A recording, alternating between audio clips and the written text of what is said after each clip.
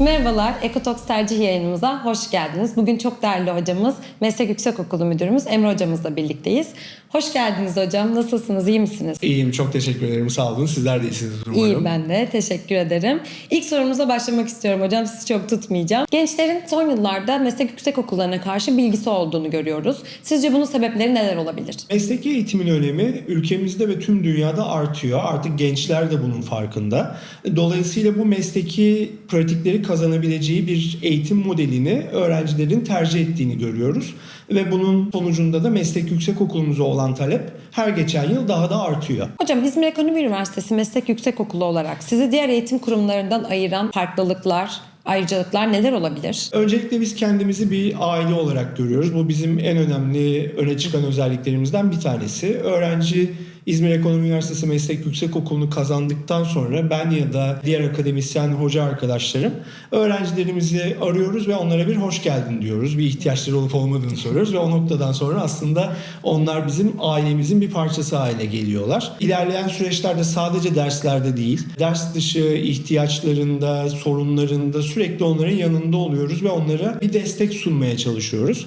Bunun haricinde tabii üniversitemizin onlara sunduğu çok önemli imkanlar var. Öncelikle ana kampüsü kullanıyoruz. Bu bizim için çok önemli. Tüm diğer fakültelerle, tüm diğer birimlerle beraber meslek yüksekokulu öğrencilerimiz de aynı imkanlara sahip bir şekilde buradaki eğitim hayatlarını sürdürüyorlar. Laboratuvarlara ya da ihtiyaç duydukları donanımlara 7/24 erişebilir durumda oluyorlar ve ihtiyaç duydukları sürece bunları kullanabiliyorlar. Başarılı öğrencilere ayrıca sunduğumuz işte başarı indirimleri, yarı zamanlı çalışma gibi imkanlarımız da burada mevcut. Aynı zamanda biliyorsunuz bizim üniversitemizde burslar kesilmiyor. Bu önemli bir tercih sebebi olabiliyor. Birçok bölümde öğrencilerimize ikinci yabancı dil, hatta üçüncü yabancı dil seçeneklerini sunuyoruz. İşte öğrenciler çift anadal yapabiliyorlar.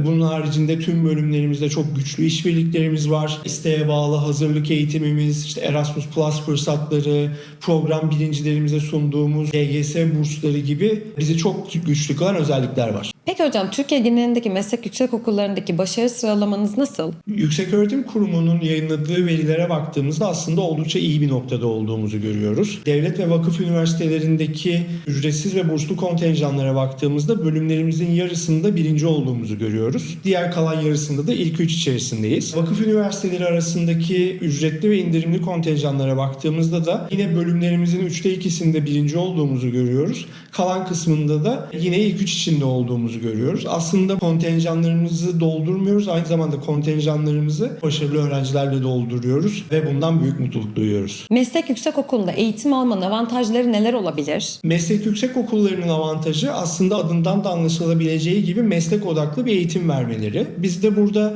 tüm programlarımızda çok yoğun uygulamalı bir eğitim veriyoruz.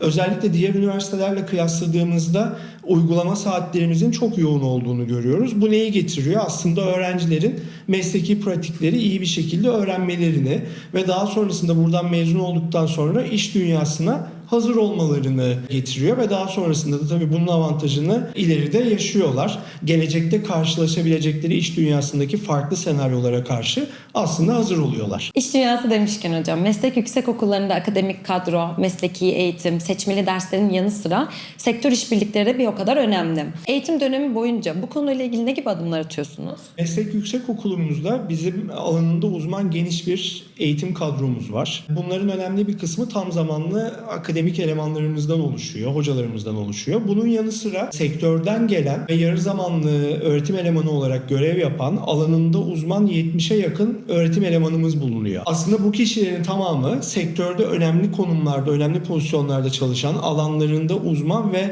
önemli deneyimleri öğrencilerimize aktaran kişiler. Dolayısıyla aslında öğrenciler derslerde gelecekteki rol modellerini görmüş oluyorlar.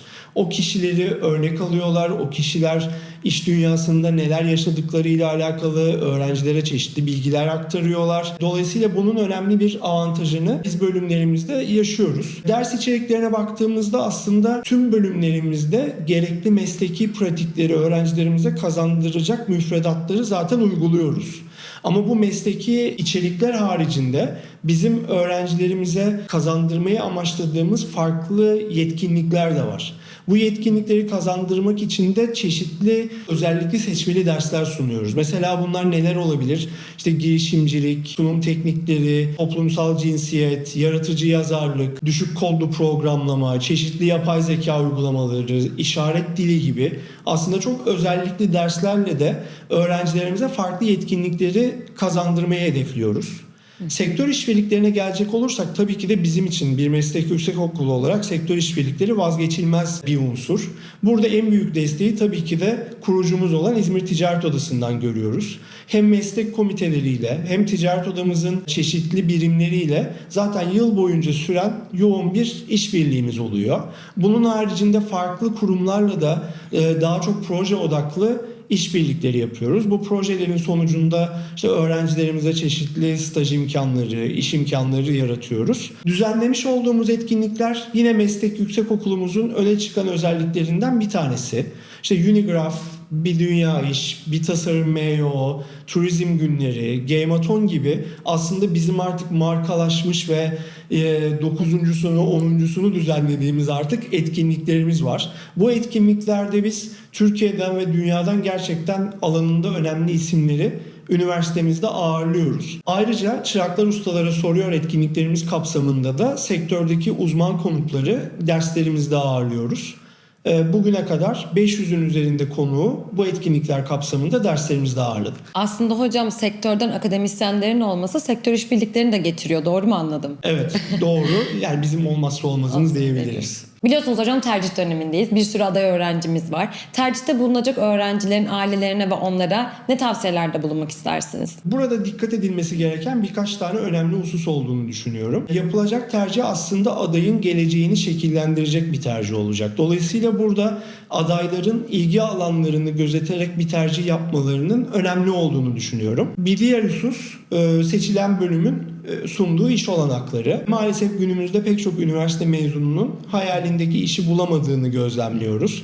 Dolayısıyla gerçekten meslek edindiren bir bölümün tercih edilmesi burada çok önemli. Son olarak tercih edilecek bölümün akademik kadrosu, donanımı ve öğrenciye sunacağı olanaklar bence tercihte önemli olmalı. Mümkünse tercih edilecek bölümü, üniversiteyi yerinde incelemek ve kurumdan bilgi almak oldukça önem taşıyor. Çok teşekkür ederiz bugünkü yayınımız için. Ekosoks tercih yayınımızın sonuna geldik. Çok değerli hocamız Meslek Yüksekokulumuzdan müdürümüz Emre hocamızla birlikteydik. Tercih dönemi boyunca Emre hocamızla bizler de buradayız. Merak ettiğiniz bütün sorular için sizi kampüsümüzde ağırlamaktan mutluluk duyarız.